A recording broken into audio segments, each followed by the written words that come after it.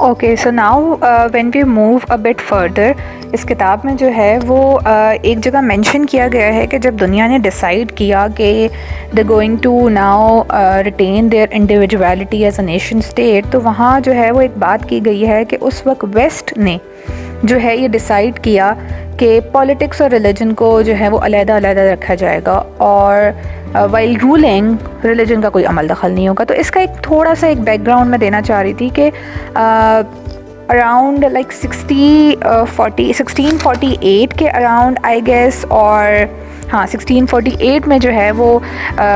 जब nation state का मुआहदा हुआ तो एक ट्रीटी हुई, बेसिकली उसे कहते हैं ट्रीटी ऑफ वेस्टफेलिया। इसका बैकग्राउंड यह है कि इससे पहले 1648 से पहले जो है वो दुनिया जो है वो 30 साल तक एक जंगी माहौल में रही और क्या कहना चाहिए, कम्युनिटीज़ ने आपस में फ़ाइट किया, और कहने वालों का बेसिकली ये नज़रिया है कि इसकी बुनियाद जो है वो रिलीजन था। आगे चल के हम जब बात करेंगे तो क्योंकि ये बहस अब स्टार्ट हो गई है इस किताब में कि वाकई क्या रिलीजन इसकी बुनियाद था, तो कैरन आर्मस्ट्रॉन्ग ने जो है वो बेसिकली बिल्कुल वे बैक जब सिविलाइजेशन स्टार्ट हुई वहाँ से स्टार्ट किया है। बट ट्रीटी ऑफ वेस्टफेलिया में जो मुआहदा हुआ और उसकी जो बुनियाद थी वो ये थी कि नेशन स्टेट, तो उसमें ये बात एक क्लॉज था कि politics and religion are not going to intermingle. So that was a bit background. अच्छा, अब किताब में आगे चलते हुए, क्योंकि now she has formally started the conversation about if the religion is the cause of contention, तो उन्होंने स्टार्ट करने से पहले जो है वो एक बात की है कि जब इंसान ने पनपना शुरू किया, बेसिकली इंसान के दिमाग ने क्या कहना चाहिए एक एवोल्यूशन के प्रोसेस में आया, तो सबसे पहले इंसान का जो एक दिमागी एटमॉस्फेयर था वो ये था कि उसको उन्होंने नाम दिया है ओल्ड ब्रेन का।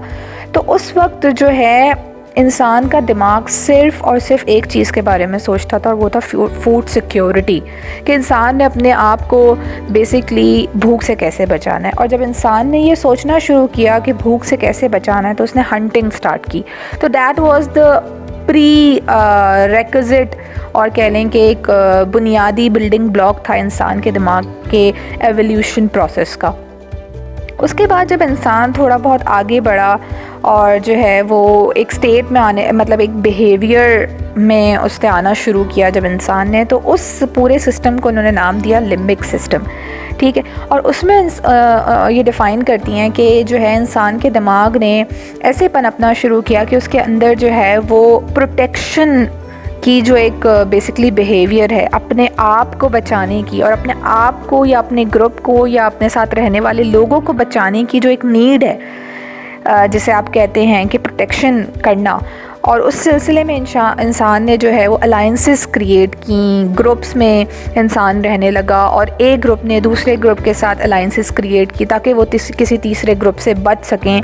तो ये एक फॉर्मेशन हुई जो सेकंड स्टेज। और जो थर्ड स्टेज है इंसान की, वो है जब इंसान ने रीजनिंग देना शुरू की हर चीज़ की और उसे सेल्फ अवेयरनेस आई। इन दैट स्टेट टू जब इंसान ने ये समझा, जब सेकंड स्टेट है लिम्बिक सिस्टम के, उसे प्रोटेक्शन की ज़रूरत है, तब भी उसका मी फर्स्ट वाला एलिमेंट था वो बहुत ज़्यादा क्या कहना चाहिए प्रोमिनेंट था।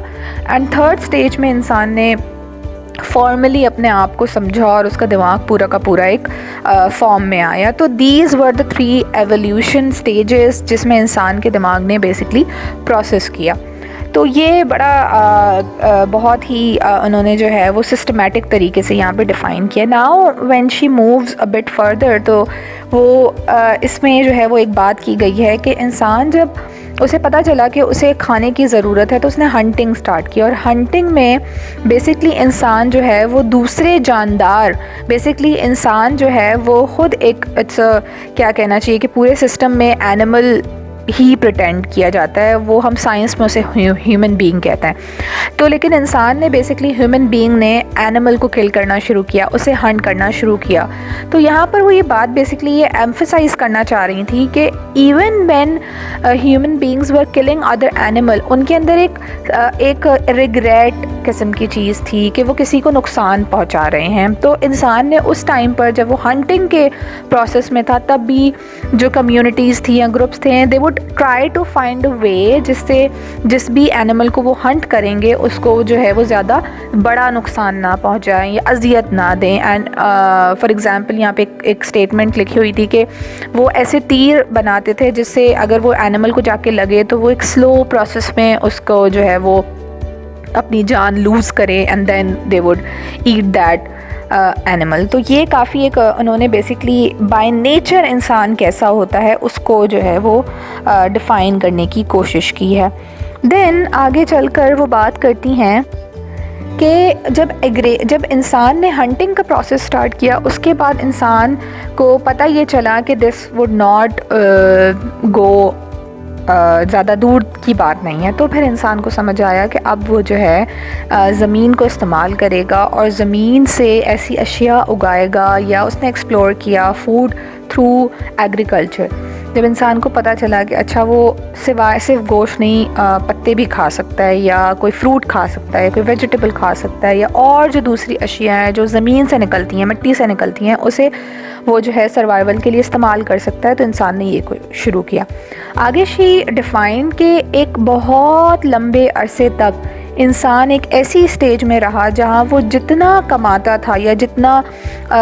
खेती बाड़ी करता था या जितना उगाता था वो उतना ही खा लेता था। The point that she is trying to make here is कि इंसान या कम्युनिटीज़ या ग्रुप्स जो हैं वो सरप्लस प्रोड्यूस नहीं करते थे। और इस बात की लॉजिक क्या है कि जब सरप्लस प्रोड्यूस होता है तो हमेशा उस पर काबिज़ होने के लिए कोशिश की जाती है। जब आपको पता चलता है कि कोई चीज़ ज़्यादा मकदार में है तो आप कोशिश करते हैं कि वो आपकी पोजेशन में आ जाए।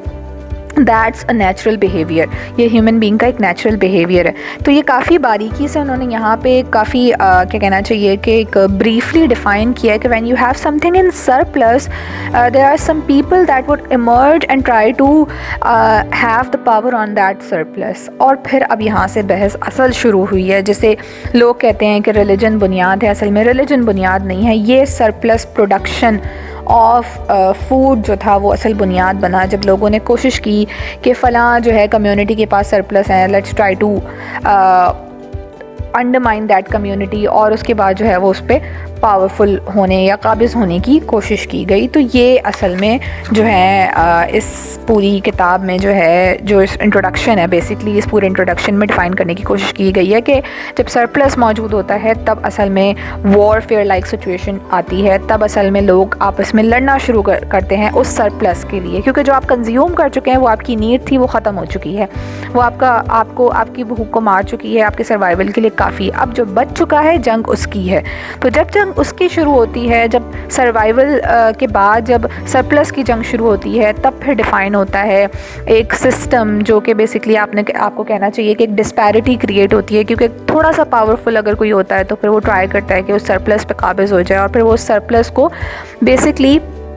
उस सरप्लस के थ्रू लोगों को एक्सप्लॉइट करता है। तो इसी तरीके के सरप्लस की आज दुनिया में एक बहस हो रही है जिसे हम वेल्थ डिस्ट्रीब्यूशन कहते हैं कि दुनिया के 1% लोगों ने जो है वो पूरी की पूरी वेल्थ पर पूरी दुनिया की बेसिकली 90% वेल्थ जो है वो 1% लोगों के अंडर है। तो this is actually the only reason जिसकी वजह से कौमें आपस में लड़ती हैं, और ये वो बहुत ही बुनियादी वजह है जिससे आप कह रहे हैं कि एक डिस्पैरिटी क्रिएट हो गई है और लोग इसके चक्कर में एक्सप्लॉइट किए जा रहे हैं। एक सिस्टमेटिक वायलेंस का नाम इसे दिया जा सकता है, और आप ये कह सकते हैं कि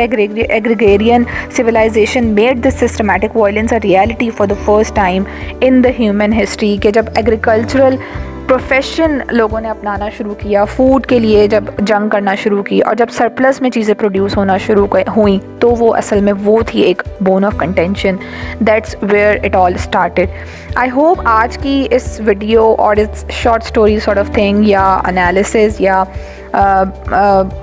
रिव्यू में आपको समझ आएगा कि what this book is all about. So we are going to formally start reading the book one by one. I would read my self the whole book and then I would break into 3 or more videos then, और फिर हम इंशाल्लाह इसको sum up करने की कोशिश करेंगे part wise.